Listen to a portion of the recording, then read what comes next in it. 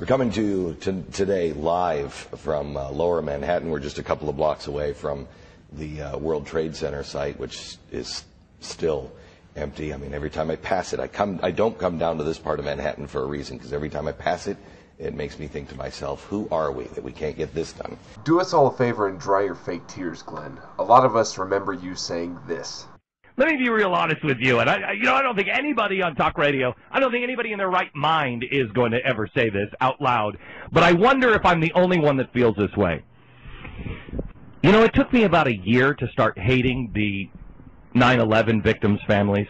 It took me about a year. And I had such compassion for them, and I really, I wanted to help them, and I was behind, let's give them money, let's get started, all of this stuff. But when I see, 9/11 victim family, on television or whatever, I'm just like, oh, shut up. I'm so sick of them because they're always complaining, and we did our best for them. But the second thought that I had when I saw these people and they had to shut down the Astrodome and lock it down, I thought, I didn't think I could hate victims faster than the 9/11 victims. So, please shut the fuck up about 9/11 in any fucking way. You're not allowed to fucking cry any fake tears for 9/11, asshole. And behind me is the Statue of Liberty in Ellis Island, which I want to talk to Governor Palin about Ellis Island here in a minute. But first, I want to have a conversation with you about things that I think about 3% of this nation is afraid of, and the rest of us get it. And that's God. Oh man, so many fucked up things to say about this. First of all, you really think it's 3%? Because I've heard you in your own fucking broadcast claim it to be 10%, 12%, 13%, 14%, 15%. It's on the rise. You blame some kid's murder on, that we're a godless nation and everything. So in your mind, you really think that there's only 3% of the nation that is fucking it up for the 97% of the rest of you, right? Fuck you, douchebag. It's you fuckers that are fucking it up for the rest of us. And what's this about? We're scared of it, but you get it, but we're scared of it, this God thing. That's the funniest thing to me ever. The people who really understand religion are usually not religious, because they can step outside of the box and see how fucking retarded it is. No offense to anyone religious out there, but it's fucking crazy. People, step back, look at it. You believe in Santa Claus and you're fucking 60 years old. And the role that God plays in our country, the role that God plays in your personal life. Mm-hmm. So where do you want to start? Here's yet another softball they're going to toss up for Sarah Palin. I mean, they're talking about something in which, Beck and Palin are supposed to be in total agreement on it. Even though she's a fundamentalist Jesus freak and he's a fucking Mormon, they're supposed to at least be able to agree that it's the same kind of, basic God that they're fucking worshiping. But he can't even ask a serious dead-on question. He's got to be like, here's my subject, and where do you want to begin? Yeah, well, that 3% who may be afraid to acknowledge or talk about God will be the 3% that mock what I have to say next, and they happen to be the loud mockers, though, so be prepared for what I say about God. Yep, here I am to be the loudmouth bashing you and your God. But just correct me if I'm wrong, isn't it part of the teachings of your religion that people are supposed to mock God and go against God to bring about the Armageddon that you believe in and that you would probably induce if you were the fucking president of the United States right now? So technically, if we're only at 3% atheists right now, or people that don't believe in your God, apparently, that's your statistic, not mine, you would be admitting that you are not anywhere close to the rapture. There is nothing more important in my life than my relationship with God, than my faith. And in this past year, especially, past year and a half, I have been so driven to my knees to pray for His guidance, for His wisdom, for His grace, and for His strength. And I'm never going to tell anybody else how to live. I'm never going to preach to anybody else and tell them, you must do that. But that's a fucking lie. You preach abstinence only, which is part of your fucking belief system. You preach against abortion. You preach pretty much every time you fucking talk, so you are lying right now, you dumb bitch. I mean, technically, I'm preaching my beliefs, but it's really just opinion, and I'm willing to fucking admit that. I sure would like to see more Americans give it a try. What, is 97% not enough for you?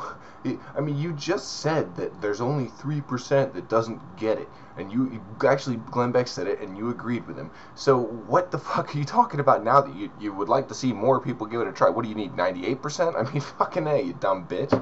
And seek that guidance that our founding fathers sought, and were able to craft documents then that allowed America to become the greatest, strongest, healthiest, most prosperous nation on this earth. It's painfully obvious that you have not actually read these documents that you speak of, and if you have, that you totally misunderstood them. The entire point of those documents that our founding fathers wrote was to keep religion out of the government, so that we would not be considered a Christian nation. That it's strangely and sadly ironic that the United States is slowly becoming the same exact kind of religious type country that they were trying to escape from in the fucking first place. And it's bitches like you that twist everything around to fit the way that you think that are fucking everything up for the rest of us. You know, announced today on the radio, and I guess I should announce it here too, I'm going to be the keynote speaker at CPAC this year in a few weeks. And what I'm going to talk about there is the conservatives. We just have to not be afraid to say what we are. Is that what you think, Glenn?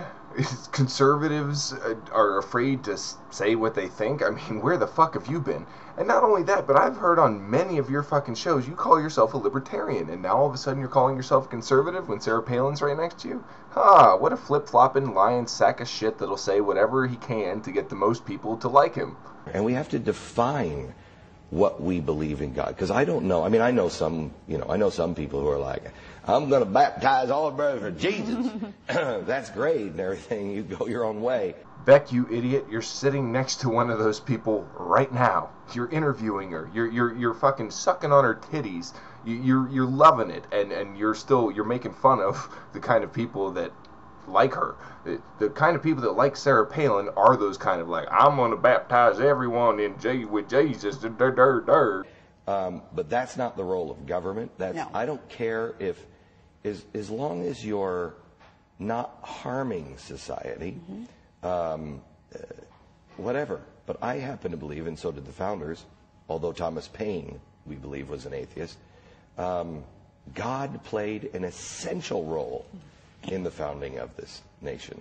Really, Glenn? Why don't you go ahead and tell me when God came down and played any kind of role? I mean, at the very best, your argument is that a belief in God is what played a role in the founding of this country. But in that respect, being taxed from England played an even bigger role, because that's what fucking started the motion. It's not like people came over here and then they were like, they found God, and God said, you know what, you should separate from fucking England. It's not how it fucking happened, retard. And it seems to me the farther we get away from that notion, the more trouble we get into. Yeah, and it's not just us thinking and hoping that God played a role in as they sought divine inspiration for those words in our documents that allowed America to be, but it's factual, and we have proof. You heard it from Sarah Palin. It's a fact. She has proof that God played a part in the beginning of America. Woo! And we have the documents and we have the writings of our founding fathers and founding mothers who so believed that this country, being dedicated to God, to doing good for mankind and seeking his wisdom, we would be a blessed country. And so many of us today believe, okay, that hasn't changed, but are we doing our part to keep it going? No, not really. What I'm wondering is how in the fuck you were ever a vice presidential candidate. I encourage everyone to scroll back 30 seconds and listen to that run-on sentence of strung-together words. It's like a fucking 3-year-old. It's seriously, my daughter is approaching 3 years old, and her sentences are formed pretty much the way Sarah Palin's are. I'm thinking that, and then I'm talking this, and I hope it sounds good, and won't you fucking clap and pat me on the fucking back for the bullshit that I'm saying? Let me ask you this, and maybe we can both self-destruct here. Yeah. Oh, yeah. You like that, Palin? Yeah. You like it when I treat you like an ignorant bitch? Yeah. You're doing it in the name of Jesus, right? Yeah. Yeah. Yeah. Yeah. Yeah. Yeah. Yeah. Yeah. Yeah. Yeah. Part 2 of the Glenn Beck edition right here. Coctopus out.